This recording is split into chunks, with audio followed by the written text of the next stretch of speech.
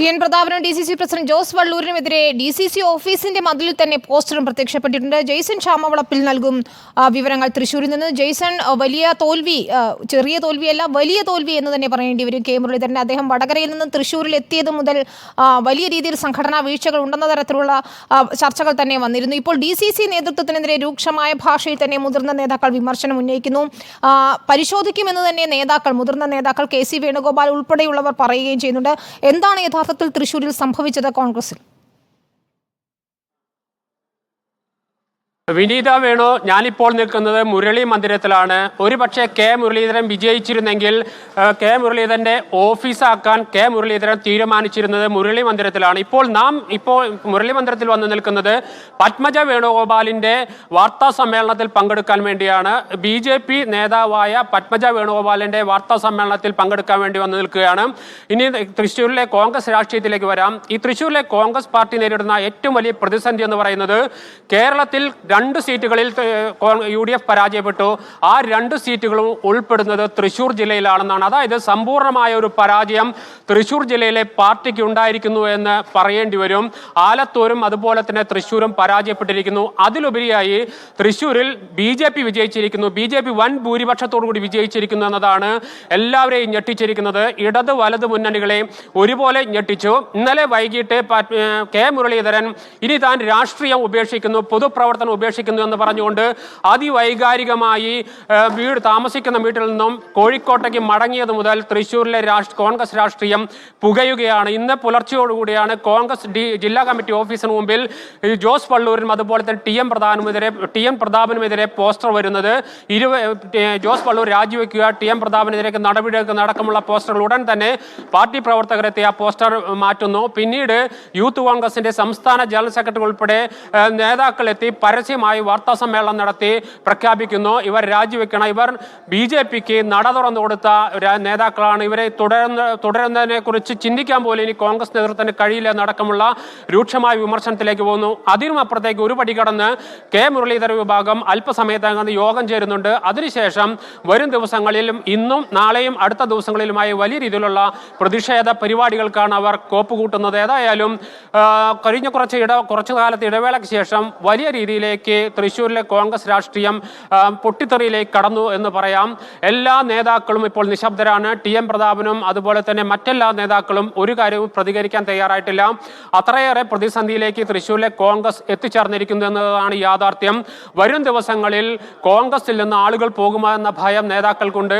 BJPയിലെ സുരേഷ് ഗോപി ഇന്ന് ഉച്ചയോടുകൂടി തൃശ്ശൂരിലെത്തും. വിജയിച്ച സുരേഷ് ഗോപി ഇന്ന് ഉച്ചയോടുകൂടി തൃശ്ശൂരിലെത്തും.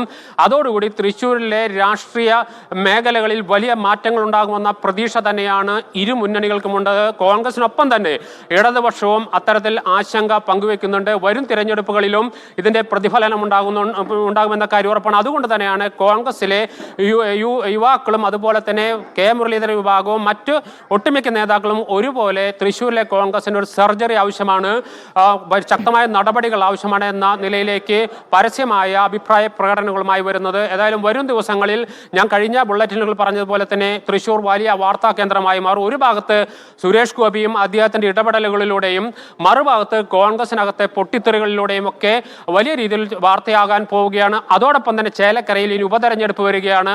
അവിടുത്തെ പ്രവർത്തനങ്ങൾ ഏകോപിപ്പിക്കേണ്ട സ്ഥിതി, അത്തരത്തിൽ ഒരു കുത്തഴിഞ്ഞ അവസ്ഥയിലേക്ക് കോൺഗ്രസ് പോയിരിക്കുന്നു എന്ന് കോൺഗ്രസ് നേതാക്കൾ തന്നെ പരസ്യമായി പറയുന്ന രീതിയിലേക്ക് ഇപ്പോൾ കെ മുരളീധരന്റെ പരാജയം എത്തിച്ചേർന്നിരിക്കുന്നു. അത് 3ാം സ്ഥാനത്തേക്ക് എത്തിയെന്നതാണ് ഏറ്റവും പ്രധാനപ്പെട്ട കാര്യം. 7 നിയമസഭാ മണ്ഡലങ്ങളിൽ ഒരു ആശ്വാസം, ഗുരുവായൂരിൽ UDF മുന്നിൽ നിന്ന് മറ്റ് 6 ഇടങ്ങളിലും BJP 1ാം സ്ഥാനത്തെത്തി.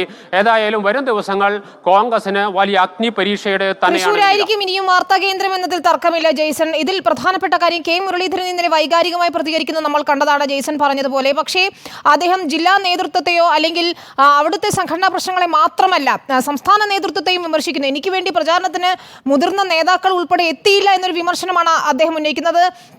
ഇന്നിപ്പോൾ രമേശ് ചെന്നിത്തല പറഞ്ഞതുപോലെ കൂട്ടായി എടുത്ത തീരുമാനത്തിൽ നിന്ന് ആർക്കും ഒഴിഞ്ഞു മാറാനാവുകയുമില്ല. എങ്ങനെയായിരിക്കും ഇനി മുരളീധരനെ അനുനയിപ്പിക്കാനുള്ള നീക്കങ്ങൾ? ഉപതെരഞ്ഞെടുപ്പ് വരുന്നുണ്ട്, അദ്ദേഹത്തെ പരിഗണിക്കുന്നുണ്ടാകുമോ? അതല്ല KPCC അധ്യക്ഷ സ്ഥാനത്തേക്ക് വരെ കെ മുരളീധരനെ പരിഗണിക്കണമെന്ന തരത്തിലുള്ള ചർച്ചകൾ ഇപ്പോൾ സമൂഹ മാധ്യമങ്ങളിലൊക്കെ സജീവമാണ് കോൺഗ്രസ് ഗ്രൂപ്പുകളിൽ. തീർച്ചയായും വിനീത, ഇപ്പോൾ ഉണ്ടായിരിക്കുന്ന പരാജയം ഒരുപക്ഷെ കെ മുരളീധരനെ KPCC പ്രസിഡന്റ് സ്ഥാനത്തേക്കോ അത് വയനാട്ടിലേക്കുള്ള സ്ഥാനാർത്ഥി, അതായത് വയനാട് സ്വാഭാവികമായും രാഹുൽ ഗാന്ധി രാജിവെക്കുമെന്ന പ്രതീക്ഷയിൽ തന്നെയാണ് കോൺഗ്രസ് നേതൃത്വമുള്ളത്. അതുകൊണ്ട് വയനാട്ടിലെ സ്ഥാനാർത്ഥിയായോ അതോ KPCC പ്രസിഡന്റ് സ്ഥാനത്തേക്കോ പരിഗണിക്കുന്നതിലേക്ക് എത്തിച്ചേരുന്ന ഒരു സ്ഥിതിയുണ്ട്. കഴിഞ്ഞ ഇവിടേക്ക് തിരഞ്ഞെടുപ്പ് സ്ഥാനാർത്ഥിയായി വരുന്ന സമയത്ത് വടകരയിൽ നിന്ന് തൃശ്ശൂരിലേക്ക് എത്തുന്ന സമയത്ത് കെ മുരളീധരൻ ചില നിബന്ധനകൾ, ചില കാര്യങ്ങൾ കോൺഗ്രസ് നേതൃത്വത്തിന് മുമ്പായി വെച്ചിരുന്നു. അതുകൂടി അംഗീകരിച്ചതിന്റെ പശ്ചാത്തലത്തിലാണ് വടകരയിൽ നിന്ന് അദ്ദേഹം തൃശ്ശൂരിലേക്ക് വരുന്നത്. അതുകൊണ്ട് തന്നെ ഇപ്പോൾ അദ്ദേഹം പിണങ്ങിപ്പോയിട്ടുണ്ടെങ്കിലും അദ്ദേഹം പൊതുപ്രവർത്തനം അവസാനിപ്പിക്കുന്നു, ഇനി തെരഞ്ഞെടുപ്പ് രാഷ്ട്രീയത്തിലേക്ക് ഇല്ല എന്നതടക്കമുള്ള പ്രസ്താവനകൾ നടത്തിയിട്ടുണ്ടെങ്കിലും അദ്ദേഹം തിരിച്ചു വരും. അദ്ദേഹത്തിന്റെ പൂർവ്വകാല രാഷ്ട്രീയ ചരിത്രം പരിശോധിച്ചാൽ കോൺഗ്രസിനെതിരെ പറയുകയും പിന്നീട് കോൺഗ്രസ് വിടുകയും പിന്നീട് മറ്റു പാർട്ടി ഉണ്ടാക്കുകയും പിന്നീട് കോൺഗ്രസിലേക്ക് തിരിച്ചു വന്നൊക്കെയുള്ള നിരവധി ചരിത്രങ്ങളുണ്ട്. അതുകൊണ്ട് തന്നെ ഇന്നലത്തെ തികച്ചും വൈകാരികമായ ഒരു പ്രതികരണമാണ്. ആ അതിവൈകാരികമായ ഒരു പ്രതികരണം എന്ന് പറയാൻ കാരണം BJP വൻ ഭൂരിപക്ഷത്തോട് വിജയിച്ചു. അതോടൊപ്പം തന്നെ 3ാം സ്ഥാനത്തേക്ക് കെ മുരളീധരൻ പിന്തള്ളപ്പെട്ടു എന്ന ആ ഷോക്കിൽ അദ്ദേഹം പറഞ്ഞതാണ്. അതോടൊപ്പം തന്നെ അദ്ദേഹത്തിന്റെ രാഷ്ട്രീയ സമ്മർദ്ദ തന്ത്രം കൂടി ഇന്നലത്തെ പ്രസ്താവനയ്ക്കകത്തുണ്ട് എന്ന കാര്യത്തിൽ യാതൊരു സംശയമില്ല. കഴിഞ്ഞ കാലങ്ങളിൽ കെ മുരളീധരന്റെ നിലപാടുകൾ പരിശോധിച്ചാൽ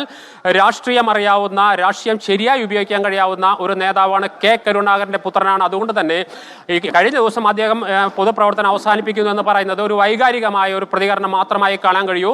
വരും ദിവസങ്ങളിൽ പ്രത്യേകിച്ച് ഇന്ത്യ മുന്നണി വലിയ രീതിയിലുള്ള മുന്നേറ്റം കാഴ്ചവെച്ച പശ്ചാത്തലത്തിൽ കെ മുരളീധരൻ ഒരു കാര്യം കൂടി, ഈ തെരഞ്ഞെടുപ്പ് ഫലം വന്ന ശേഷം ഏതായാലും മുന്നണികളെ പോലെ തന്നെ പാർട്ടികളെ പോലെ തന്നെ അതിന്റെ ഫലം, വോട്ട് ശതമാനമൊക്കെ ജെയ്സനും ഇഴകേറി പരിശോധിച്ചിട്ടുണ്ടാകുമെന്ന് എനിക്ക് ഉറപ്പാണ്. അവിടെ CPM BJP ഡീൽ എന്നാണ് കോൺഗ്രസ് ആരോപിക്കുന്നത്. പക്ഷേ കോൺഗ്രസ് വോട്ടുകൾ അവർ പിടിക്കാത്തതാണ് പ്രശ്നമായത് എന്നാണ് MV ഗോവിന്ദൻ ഇപ്പോൾ പറയുകയും ചെയ്യുന്നത്.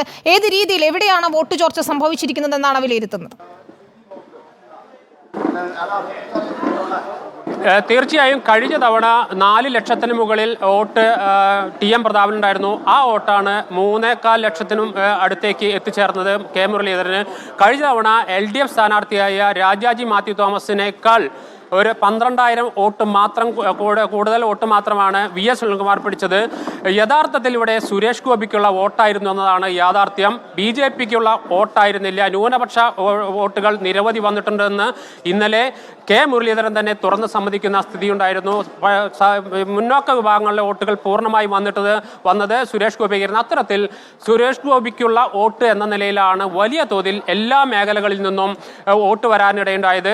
അക്ഷരങ്ങൾ വെച്ച്, അതായത് സാങ്കേതികമായി പറഞ്ഞാൽ കഴിഞ്ഞ തവണ UDFന് ലഭിച്ച വോട്ടിൽ വലിയ കുറവുണ്ടായിട്ടുണ്ട്. പക്ഷേ സാങ്കേതികതയ്ക്കും അപ്പുറം അതിശക്തമായ മത്സരം കാഴ്ചവെക്കാനായിട്ടായിരുന്നു VS സുനിൽകുമാറിനെ ഇറക്കിയത്. ഒരു പക്ഷേ CPIക്ക് ഇന്ത്യയിൽ മത്സരിക്കുന്ന ഏറ്റവും മികച്ച സ്ഥാനാർത്ഥിയായിരുന്നു VS സുനിൽകുമാർ.